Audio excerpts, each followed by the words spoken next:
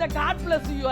அட கடவுளே, அந்த பரமசிவனே, அந்த திருப்பதி யாரு, அவருக்கு 1000 கோடி கொடுத்துருங்கப்பா, இந்த படத்தை ஜெயிக்க வச்சிருக்கப்பா. நெகட்டிவ் பேசாதீங்கடா, உங்களுக்கு எல்லாம் ரிப்பு கார்டு இருக்குடா, எல்லாருக்குமே பொட்டி இருக்குதுன்னு சொல்லியிருக்காருடா. கதையெல்லாம் நான் சொல்லிட்டேனா, என் தமிழ்நாடு 1000 கோடியை எனக்கு என் தங்க தலைவனுக்கு எப்படி அள்ளி கொடுக்கும்? அவருக்கு நம்ம எதை கொடுப்போம், எதை கொடுப்போம்? அஜித் சார் சொல்லும் போல ஒவ்வொருத்தனோட உழைப்பும் அவனோட கையில இருக்குது. படம் சூப்பரா இருக்கு. இன்னைக்கு இல்ல, நாங்க 2000 நாங்க என்னைக்கு ரெட்டு பார்த்தோமோ அவரோட ரசிகர்கள் எல்லாமே ஓகேவா, அதாவது உண்மையை பேசுறவங்க, அடுத்தவங்க காசுக்கு ஆசைப்படாதவங்க, ஓகேங்களா, உழைச்சி சாப்பிடணும்னு நினைக்கிறவங்க, அன்புக்கு உயிரையே கொடுக்கறவங்க, கஷ்டத்திலையும் சிரிக்கிறவங்க, வறுமையிலையும் திருடாதவங்க தான் அவரோட ரசிகர்கள். இன்னைக்கு அவர் நினைச்ச அந்த அன்பு கிடைச்சிருக்கு அவருக்கு.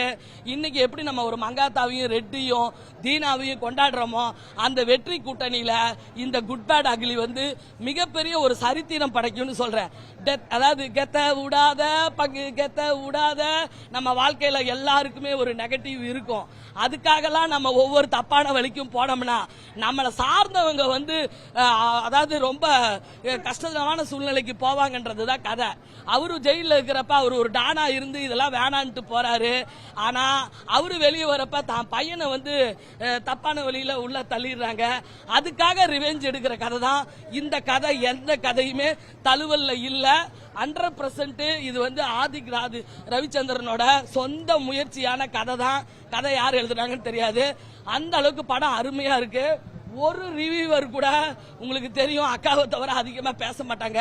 ஆனா இன்னைக்கு ஒட்டுமொத்த ரோகிணி தேட்டர்ல இருக்கிற அத்தனை ரசிகர்களும் அதாவது நம்ம தலைக்காக வந்திருக்காங்கன்னா அவரோட உண்மையான பாசத்துக்கும் அன்புக்கும் கடவுள் கொடுத்த அவருக்கு கிஃப்ட் தான். காட் பிளஸ் யூ இந்த குட் பேட் அக்லி. இத பார்த்தா ஒரு சில பேர் குறை சொல்றாங்கல்ல, அவங்களுக்கு நீங்க என்ன குறை சொல்றாங்க?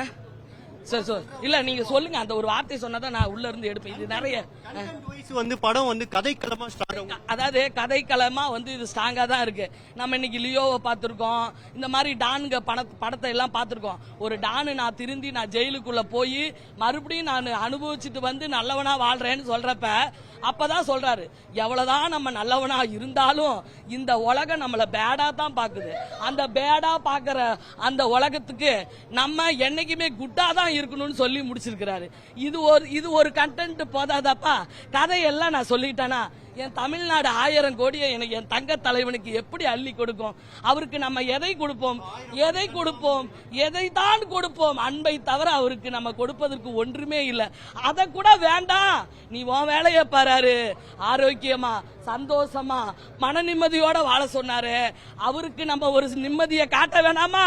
இந்த படம் தமிழ்நாட்டுல 1000 கோடி அடிச்சிடாதான் நான் சொல்லி ஜெயிலர் 850 கோடி அடிச்சுச்சுல்ல, அது மாதிரி 150 கோடியை போட்டு சூப்பர் ஸ்டார் வாழ்த்தி ஓகேவா.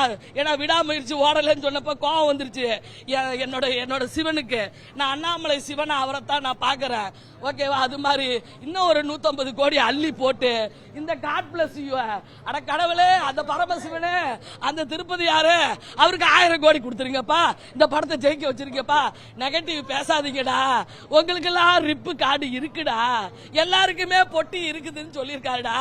என்னதான் நீங்க விளம்பரம் பண்ணி ஆடம்பர காத்துல போனாலும் அந்த பாட்டுல சொல்லியிருக்காங்கடா, எல்லாருக்குமே கல்லா பொட்டி இருக்குடா.